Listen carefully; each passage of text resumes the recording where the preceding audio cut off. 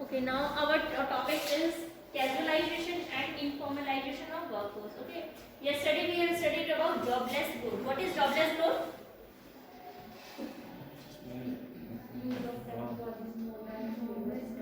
Technology का use करती है और जिसमें लोग काम करने जाकर बस काम नहीं करते।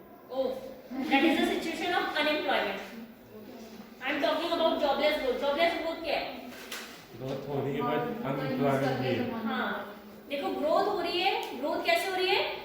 With the use of better technology. लेकिन क्या हो रहा है? बेटर टेक्नोलॉजी का यूज हो रहा है तो यानी कि लेबर क्या हो रही है? अनएम्प्लॉयड हो रही है। ठीक है ना?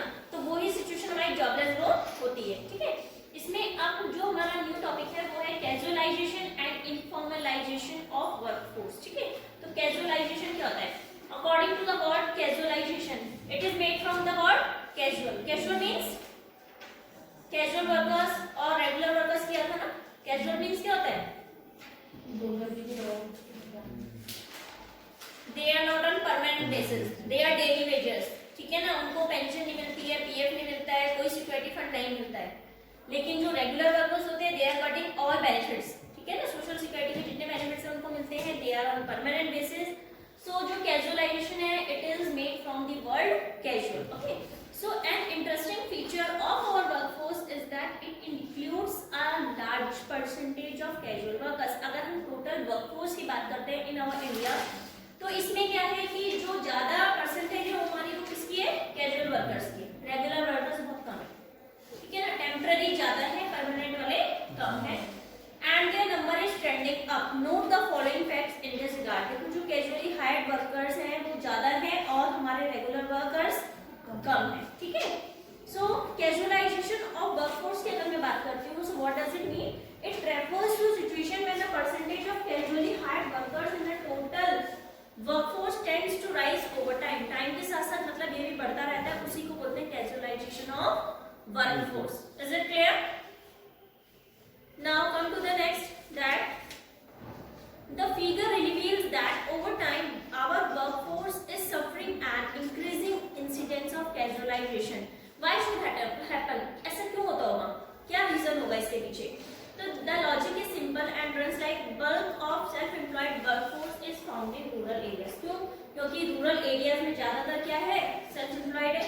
ठीक है, सेल्फ एम्प्लॉयमेंट है। People work on their farms and field not because everybody is gainfully employed. People क्या है? अपने काम कर रहे हैं कहाँ पे? अपने फील्ड्स में काम कर रहे हैं, अपने फार्म्स में काम कर रहे हैं। Not because everybody is contributing to output, मतलब अपने ही फील्ड में काम कर रहे हैं तो उससे क्या हो रहा है? उनको कोई मतलब ये नहीं कह सकते ना कि वो एम्प्लॉयड है। ठीक है ना, क्योंकि अपने फील्ड में काम कर रहे हैं।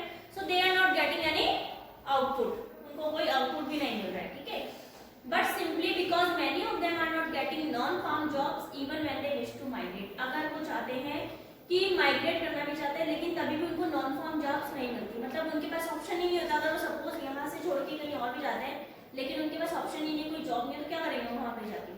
ठीक है, तो वो अपने फार्म में ही काम करते रहते हैं। कौन? People of rural areas. ठीक है, they are employed on their farms only for the name सेक।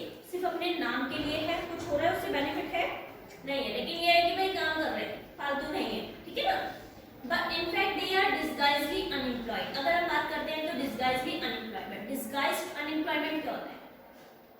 सुना है disguised unemployment? It is a type of unemployment, है ना? तो बताओ क्या होगा इसका मतलब? क्या होता है? मतलब जो जिसकी जितनी कैपेबिलिटी है, एबिलिटी है, उससे काम मिल रहा है। नो, डिस्गाइज्ड इट इज, मैंने बताया था शायद एक बार पहले भी बताया था।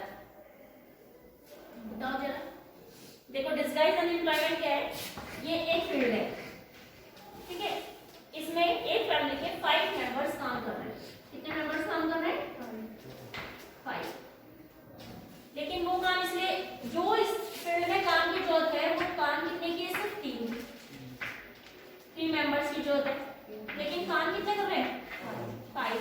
अगर इसमें से 2 मेंबर्स काम छोड़ भी देते हैं तो तब भी हमारे आउटपुट में कोई चेंज नहीं होगा। क्यों? क्योंकि वो काम 3 मेंबर्स ही कर सकते हैं, लेकिन एक्स्ट्रा काम करने के लिए क्या लगे? 5 मेंबर्स लगे। काम हमें उतना ही मिल रहा है जितने 3 मेंबर्स करके मिल रहा होगा। तो यानी कि 2 मेंबर्स क्या है इसमें? डिस्गाइज्ड अनएम्प्लॉयमेंट है। डिस्गाइज्ड अनएम्प्लॉयमेंट मतलब वो एक्स्ट्रा काम कर रहे हैं। एक्स्ट्रा मतलब कि 3 की जरूरत है लेकिन 2 तो फालतू में ही लगे, बस करते रहो। ठीक है। समझ में आया? आउटपुट में कोई चेंज नहीं आया अगर हम उन 2 मेंबर्स को भी उसमें से हटा देते हैं, ठीक है? So that is the situation of disguised unemployed. So taking a chance for opportunities, these marginal workers tend to migrate to urban areas. Marginal workers कौन से होते हैं? Marginal workers वो होते हैं जो जॉब की सर्चिंग में कहीं रूरल एरिया से अर्बन एरियाज जा रहे हैं जॉब ढूंढने के लिए, ठीक है ना? उनके एरिया में क्या है, जॉब नहीं है तो वो दूसरी जगह पे जब जा रहे हैं, यानी कि माइग्रेट कर, ठीक है, from one place to another in searching for jobs, ठीक है? तो वो क्या कर रहे हैं, अर्बन एरियाज में जा रहे हैं। More often than not they get employment only as casual workers और एज डेली वेजेस। लेकिन क्या है, ज्यादातर उनको कौन सा काम मिल रहा है वहाँ पे, अगर वो जा रहे हैं परमानेंट तो जॉब मिल नहीं रही है उनको, तो डेली वेजेस की तरह काम कर रहे हैं, या फिर हम कह सकते हैं कि कैजुअली वर्क कर रहे हैं। कैजुअली मतलब जो डेली बेसिस में काम करते हैं, ठीक है? This is the story of unskilled workers leading to casualisation of unemployment. तो ये स्टोरी होती है किसकी, जो अनस्किल्ड लेबर्स होती हैं, कैजुअलाइजेशन ऑफ अनएम्प्लॉयमेंट की, ठीक है? Even skilled workers in the urban areas also struggle for regular jobs. अब आपने देखा होगा जो अर्बन एरियाज की भी अगर हम बात करते हैं तो वहाँ पे भी जो हमारे क्या है, स्किल्ड लेबर्स हैं, पढ़े लिखे हैं, उनके पास हाई डिग्री है, लेकिन तभी भी उनको जॉब्स नहीं मिल रही है। कौन सी? रेगुलर वाली, परमानेंट वाली जॉब्स उनको नहीं मिल रही है। So this is owing to massive unemployment across all sectors of the economy. अगर हम तीनों सेक्टर्स ऑफ द इकोनॉमी की बात करते हैं तो उसमें ये सिचुएशन फेस करनी पड़ रही है, ठीक है ना?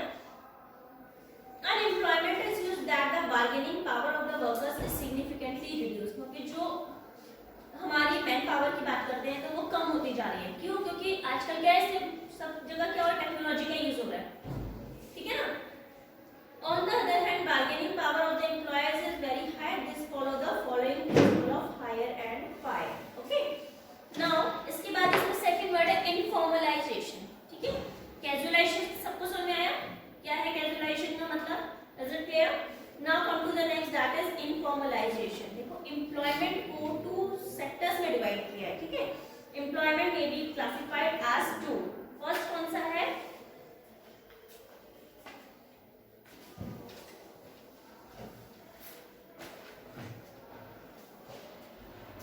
देखो एम्प्लॉयमेंट को 2 सेक्टर्स में डिवाइड करते हैं।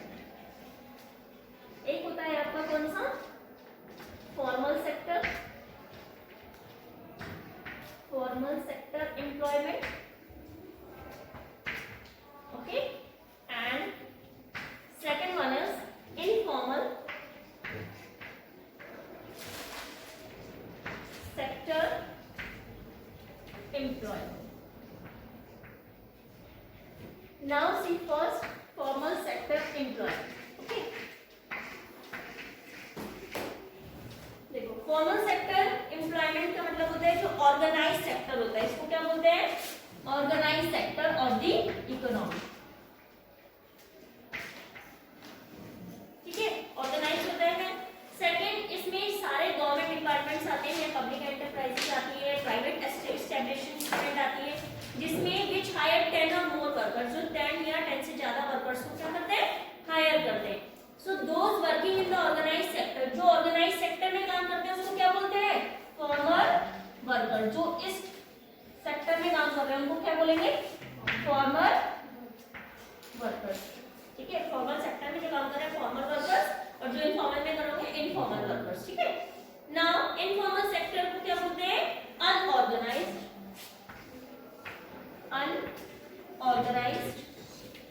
ठीक है? इसमें क्या होता है?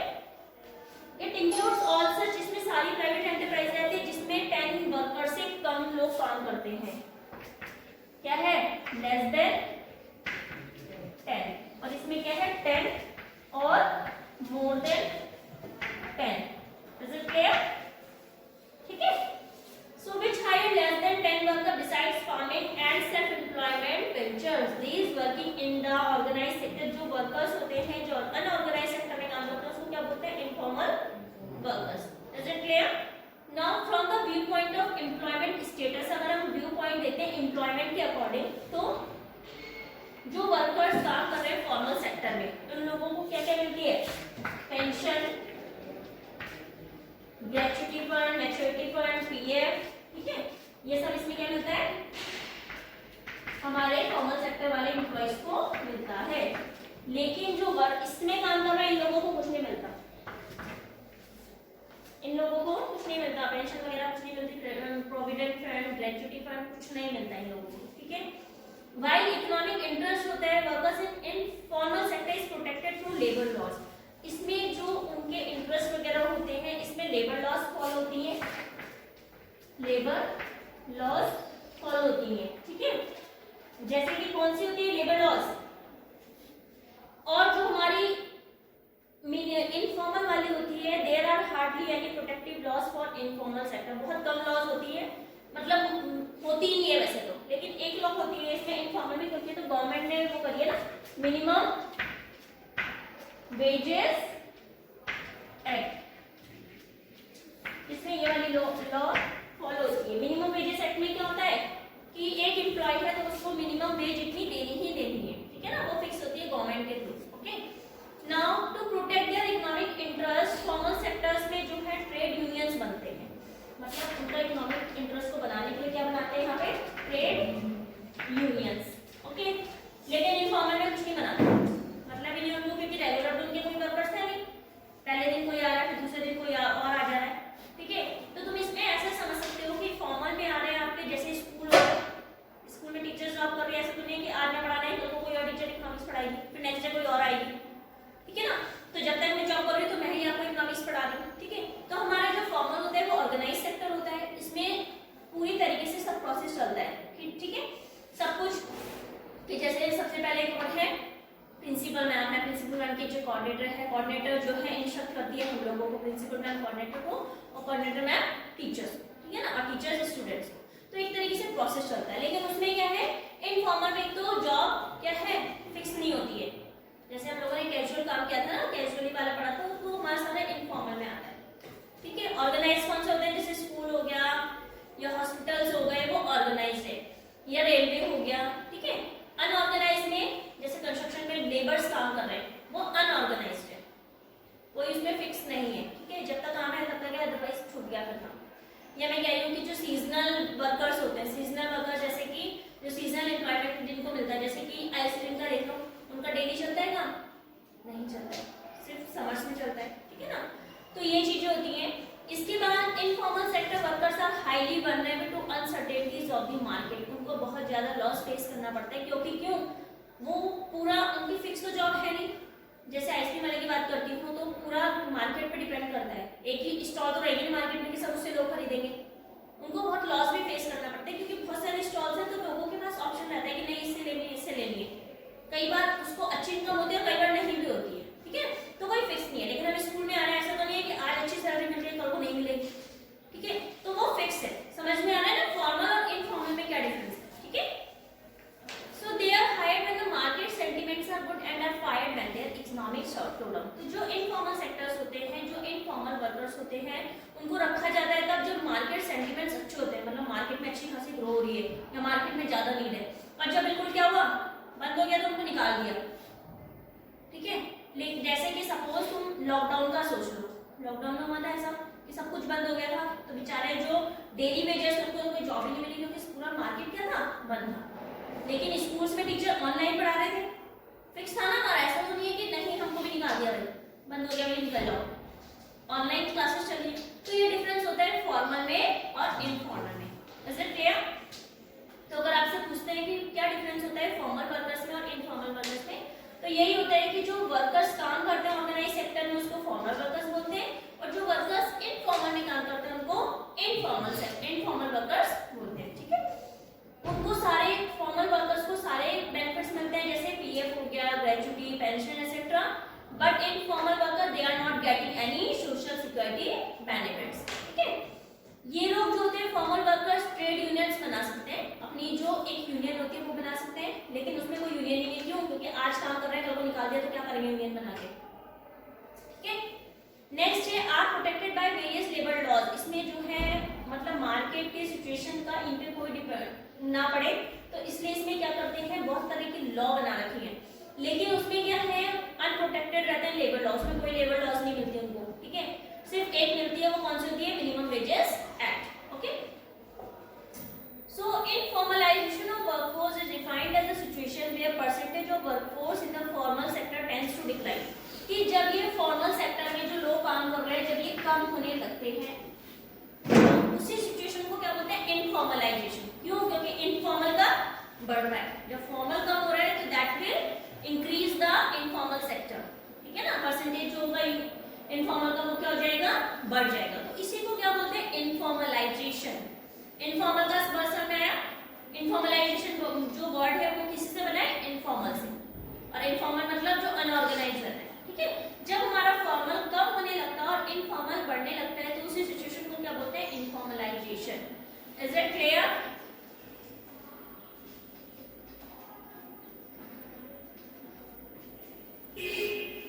नाउ देखो जो हमारा कैजुअलाइजेशन है, इनफॉर्मलाइजेशन मैंने आपको बता दिया, ठीक है। तो इनफॉर्मलाइजेशन में क्या होता है कि इकोनॉमिस्ट होते हैं ना, इकोनॉमिस्ट मतलब कौन होते हैं इकोनॉमिस्ट, बताओ, जिन्होंने हमारी स्टडी करी है इकोनॉमी की, ठीक है ना। तो इकोनॉमिस्ट ने आर्ग्यू किया है कि ओवर द ईयर जो क्वालिटी एम्प्लॉयमेंट की वो क्या हो रही है, कम होती जा रही है, ठीक है। Even after working for more than 10 to 20 year, why do some worker not getting maternity benefit, provident fund. कई लोग ऐसे होते हैं कि 10 से 20 साल भी काम करते हैं लेकिन उनको कोई बेनिफिट्स नहीं मिलते, कि पेंशन नहीं मिल रही है या पीएफ नहीं मिल रहा है। Why does the person working in the private sector get a lower salary as compare to another person doing the same.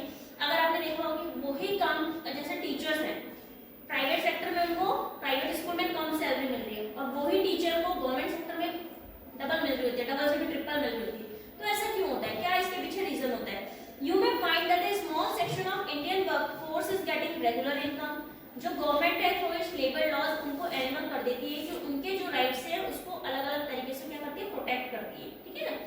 This section of the workforce क्या करती है, ट्रेड यूनियंस बनाती है, bargains with employers for better wages. Trade union बना के क्या करेंगे वो, मतलब जो उनके एम्प्लॉयर्स होते हैं उनसे बार्गेन करते हैं कि हमें अच्छी सैलरी दो, ठीक है, and other social security benefits. तो ये कौन होते हैं, टू नो दिस, इसलिए हमने जो है वर्कर्स को दो सेक्टर्स में डिवाइड किया है, फॉर्मल एंड इनफॉर्मल, ठीक है। So all the public sector enterprises जो भी हम बात करते हैं वो 10 वर्कर्स से 10 से ज्यादा करते हैं फॉर्मल सेक्टर के लिए, और उसमें कितना करते हैं, लेस देन 10 वर्कर्स, ठीक है। इनफॉर्मल सेक्टर में फार्मर्स आते हैं, आपके फार्मर्स हमारे इनफॉर्मल में आते हैं क्योंकि उनके पास डेली तो काम होता नहीं है, ठीक है। या मैं कह सकती हूँ एग्रीकल्चर लेबर्स हैं, ओनर्स ऑफ स्मॉल एंटरप्राइजेस या पीपल जो कि अपना काम कर रहे हैं, who do not have any hired workers, अपना ही काम जैसे रेस्टोरेंट खोल रखा है उसमें अपने आप ही काम कर रहे हैं, ठीक है, कोई हायर नहीं कर रखा उन्होंने वर्कर्स। क्यों? क्योंकि उसमें इतनी इनकम होती नहीं है कि वो किसी और को भी देंगे, तो अपने आप ही अपना कोई सपोज रेस्टोरेंट चला रहे हैं, शॉप है, शॉप में अपने आप ही बैठे हैं, ठीक है। So it also includes all non farm casual wage labours भी होते हैं जो वन एम्प्लॉयर से ज्यादा काम करते हैं, जैसे कंस्ट्रक्शन वर्कर्स और हेड लोड वर्कर्स होते हैं। आपने देखा होगा कहीं पे कंस्ट्रक्शन चलता है तो वहाँ पे वर्कर्स काम करते हैं, या फिर देखा होगा लेडीज भी लगी होती है वहाँ पे काम करने पे, कहीं पे घर बन रहा है या कुछ बन रहा है कंस्ट्रक्शन में, देखा होगा ना कि लेडीज भी काम कर रही है और मैन भी काम कर रहे हैं, ठीक है। So those who are working in the formal sector, लेकिन वो सारे हमारे इनफॉर्मल में आते हैं, लेबर्स वगैरह सब उसमें आते हैं। फॉर्मल में जो है क्या करते हैं, एक तो इनको सोशल सिक्योरिटी बेनिफिट्स मिलता है, पीएफ वगैरह मिलता है, ठीक है, तो ये सब चीजें का बेनिफिट्स ये लोग लेते हैं। They are more than those in informal, इन लोगों की सैलरी ज्यादा होती है instead of informal sector. Developmental planning जो है वो ज्यादा होती है वहाँ पे, डेवलपमेंट प्लानिंग किसके थ्रू करते हैं, फॉर्मल सेक्टर के थ्रू करते हैं, ठीक है। तो ये हमारा था informalisation and casualisation of workforce. Is it clear और नॉट, बताओ।